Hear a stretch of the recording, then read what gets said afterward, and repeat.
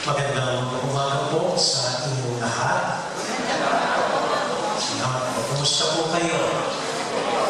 Mabuti rin po. Namiss ko po kayo last Sunday. So ngayon po ay ang unang linggo, tulad ng nasabi ko kanina, ng Advento. 4 na Sundays po ito bago Pasko. And on this, ito rin po ang simula ng church liturgical calendar. Kung ang gobyerno po at mga negosyante, meron silang tinatawag na fiscal year, nagsisimula sa January 1, ang simbahan po, meron po tayong tinatawag na church liturgical calendar at nagsisimula po sa unang linggo ng Advento. At simula po ngayon, bago na po ang mga gospel natin from the Gospel of Luke. So, sinisimulan po natin itong masaya at buong pag-asang buwan ng Disyembre, itong simula ng masaya paghihintay sa pagsilang ng Panginoon, pero ang gospel parang hindi masaya. Nakakatakot. Talking again of the end of the world. The sun, the stars will be shaken. There will be earthquake, waves. People will be frightened. Many will be killed. This is like the gospel 2 Sundays ago when we were talking about the end of the world. Tapos here is again Jesus talking of another end. Mukhang tama yung sinasabi ng Mayan calendar ba yun? Napaka-end of the world sa December 29, 2012. But you know, if you ask theologians and those who are studying the scriptures, many school of thoughts would say na ang tinutukoy ng Panginoon sa mga salitang ito sa Ebanghelyo ni San Lucas chapter 21 verses 25 to 36, Jesus is simply nanghuhula kung ano ang mangyayari sa siyudad ng Jerusalem sa lalapit na panahon. Medyo parang iba po yung tono ng huhula. Maybe we could say, Jesus, as it were, is forecasting, foretelling what will probably happen to the city of Jerusalem. Parang hinuhulaan ni Lord, nako, kung hindi kayo mag-iingat, ito mangyayari sa Jerusalem, magigipa ito, sisirain ito ng mga dayuhan, walang bato, matitirang nakapatong sa isang bato, at talagang mapupulbos ang Jerusalem. And you know what? Just a few years after Jesus said that, when he returned to his Father, it really happened, the destruction of Jerusalem. The Romans and other foreign people captured Jerusalem, talagang pinulbos nila, sinurog nila, giniba nila yung magandang templo, pinagawa ni Haring David. Walang natira, kundi yung kung mapunta po kayo ngayon sa Jerusalem, nothing but the Wailing Wall at mula hindi na naipatayo ulit ang malaking magarang templo ng Jerusalem. Talagang kung sinira pa ang end of the world ang nangyari sa Jerusalem at maraming namatay na tao during the destruction of Jerusalem. Bakit nahulaan ni Lord yun? Bakit alam ni Lord? And he was right in predicting na mangyayari ang destruction of Jerusalem. So let us try our reflection this Advent on that. Tayo po kayo mahilig manghula. Ilang grupo na, nasabi ko minsan sa iyo, nanghula kung kailan ng end of the world. May kaibigan po ako, mahilig magpunta sa manghuhula. So minsan po, nagpunta siya kay Madam Auring sa Quiapo. Pumasok siya sa madilim na opisina ni Madam Auring at nakabeli yung sumanubog sa kanyang makitim na dedo at tumupo sa isang mesa na may bolang kristal.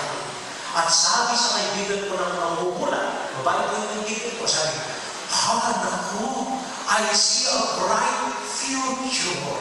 Ikaw ay may makikilala isang maganda at mayamang lalaki. Isasama ka sa Europea, ibibili ka ng palasyo, luluhod sa harap mo at pasusuran ka ng singsing and he will invite you to marry him. Ako sabi ng kaibigan ko, wow, ang ganda ng bulan niyo sa akin. Pero sabihin niyo sa akin, paano ko sasabihin yan sa asawa ko? Hindi na mula na mamula. May asawa na pala siya.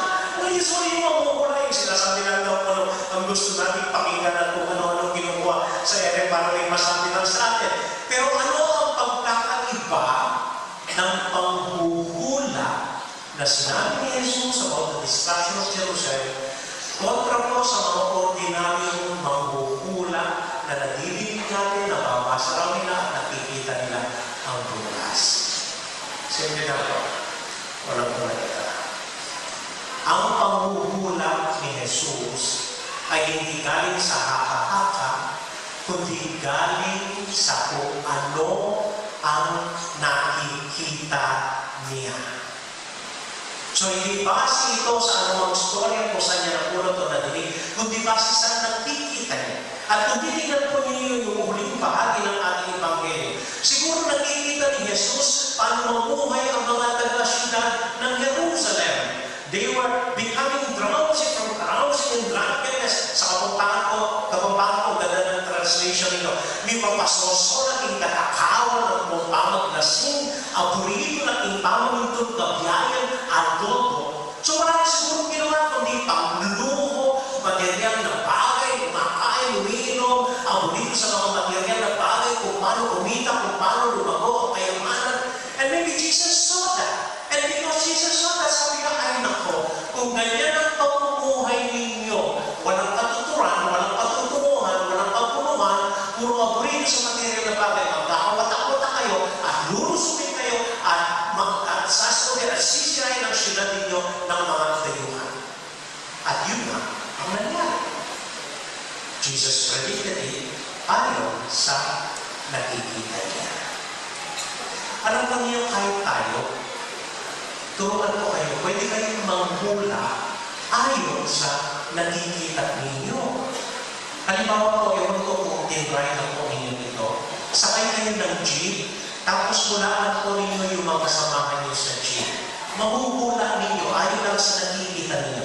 Halimbawa, pag nasa jeep kayo, may kasabay kayo isang maliit na lalaki, naka-leather shoes, naka-brown ang pantalon, puti ang polo, may nakasabit na ID sa leg, naka-embroidery yung pangalan ng school niya sa polo niyang puti. Mahuhulaan niyo saan siya pupunta. Saan? Sa school. O kaya may makikita kayo isang matandang babae, parang naka-duster lang, may talaga ng basket, tapos hawak-hawak niya sa kamay niya yung pera niya na nakabalot sa panyo. Saan siya pupunta? Sa palengke. Kita niyo, mahuhulaan niyo, parang na kayo mahula. O kaya may makita kayong buong pamilya, kompleto yung mga magkasawa, kasama lahat ng lahat nila, nakabili sila, linggo ng umaga, alas 9, saan sila pupunta? Pag-mall, no? Hindi, baka din sa mall magsisimba, naman.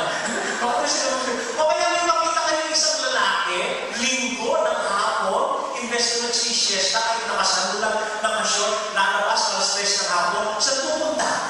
Sa sabo. Mahuhulaan ninyo. So sa nakikita lang ninyo, mahuhulaan ninyo kung ano ang mangyayari. Na, subukan po natin gawing mas malalim iyon sa pang-araw-araw. Halimbawa, titignan kayo ni Lord. Ano ang makikita niya at masasabi niya na pwede niyang hulaan kung saan kayo patungo. Halimbawa, kung araw-araw mag-init ang ulo ninyo, kahit walang dahilan, mag-init ang ulo ninyo, lagi kayong galit sa asawa, sa anak, lagi mag-init ang ulo. Ay, pag nakita niyo ni Lord, mahuhulaan niya kung saan niyo gusto pumunta sa isang lugar na mainit na walang hanggang apoy. Ba't yun ay mahulaan niyo? O kaya kung sa pamumuhay ninyo, puno-puno kayo ng tiwala sa Panginoon. Nakakapalagin ng pananampalataya yung tiwala sa Panginoon. Mahuhulaan ni Lord sa nakikita niya iyon. Baka gusto niyo pumunta sa isang lugar, tulad ng mga ngayon, kung saan nabubuhay, kundi lang sa pamamagitan ng tiwala nila sa Diyos. Kung nakikita ng Panginoon na napakabait niyo, napakahaba ang pasensya niyo, makalalahanin kayo, ay makikita agad ni Lord kung saan kayo patutungo. Sa isang lugar kung saan ang kanyang kabaitan at kapayapaan ang siyang nag-ahari. So kung makita ni Lord ang buhay ninyo pang araw-araw, Saan kaya ang hula niya kung saan papunta o patungo ang puso ninyo? Kung makita kayo magkasama ng mga anak ninyo, walang ginagawa kundi mag-away at mag-away na mag-away, ay hindi na kailangan makita at magtanong kung saan kayo patungo. Hindi na kailangan hulaan pa. See? So sa pamamagitan ng pang-araw-araw ng buhay na pinagkikita natin, sinasabi natin, pinapakita natin kayo kung saan talaga patungo ang puso natin. Amen? Amen. Ikalawa, ang panghuhula ni Lord ay hindi lamang galing kung saan-saan sa ere na nakulat niya ng chismis, kundi base sa nalalaman niya. Base sa kaalaman at karunungan ng Panginoon na kapag ganito ang estilo ng pamumuhay mo, ay ito ang pwedeng mangyari sa iyo. Hindi po ako nakarating last Sunday dahil nag-retreat po kami bilang pangwakas na pinidalios po ng klase namin sa Tagaytay. And we had an 8-day retreat. Kami po mga pare, mayroong 30-day retreat, may 8-day retreat, may 5-day retreat, hindi lang isang araw na recollection. And during the 8-day retreat, talagang nakakulot po kami, walang cellphone, walang text, di ba kami pwedeng lumabas, walang ginagawa doon, kundi basahin ang kanilang kasulatan at magnilay-nilay hinggil sa Panginoon sa kanyang buhay at magdasal. So gabi-gabi po ay binibigyan kami ng teksto sa Ebanghelyo kung saan mag-reflect kami para sa following day. Minsan po ang binibigyan ng text natin sa gabi-gabi na siguro 3rd day of the 8-day retreat ay hinggil sa pag-ibig at sa puso ng Panginoong Jesucristo. So magninilay-nilay hinggil sa pagmamahal na nasa puso ng Panginoon. Kaya pagkabasa ko po ng teksto, bago po ako natulog, ako'y nagdasal. Sabi ko, Lord, please give me your heart. Kahit matutunan ako tulad ng puso mo kung paano tunay na magmahal at magpatawad. Please teach me the ways of your heart. At naligaw po ako. Pero alam ko niyo na, hindi lang yung gabi niyo. Almost the whole 8 days, hindi po ako makatulog. Biling-biling ako, and because I was half asleep and half awake, I was repeating my prayer, Lord, teach me the ways of your heart. Help me to have your heart. Give me your heart. And then po, yun ang paulit-ulit ko, kahit hindi makatulog, linalabanan ng ano, gusto matulog. And then, at the middle of the night, meron po kung tinatawag na kabansa na parang yung parang bigla ka nagising, natauhan, bigla ka parang may nadinig, o parang may namalayan, o ba? Then parang may nadinig po akong buwan. Hindi lang po sa sinasabi ko, magsalita ang kalunod ko. Pero parang nalaman ko, nasabi sa akin, sabi niya, ay naku, amo. Meron ka ng pusong gano'n. Malaki na yung puso mo, tulad ng puso ko. Di ba, ang dali-dali mo magmahal? May puso ka nga noon eh. Kunting ano lang, umiiyak ka. Kunting kwento lang, naaantig ka agad yung damdamin mo. Kunting ano, natatouch na agad yung puso mo. So, huwag ka mag-alala, meron ka ng puso ng tulad ng kayo. Ang hingin mo, magkaroon ka sana ng karunungan tulad ni Lord. Nag-isip po ako ating gabi. With that thought, at umupo ako, tumayo ko sa kama, at nagsimulang mag-ilay-ilay. Mukhang tama yung sabi ko. Maybe I don't need the heart of Jesus. Maybe initially and basically, I need ang karunungan ng Panginoon. At naalala mo po si Solomon, minsan pinangakuan siya ni Lord. Sabi ni Lord kay Solomon, hingin mo kahit na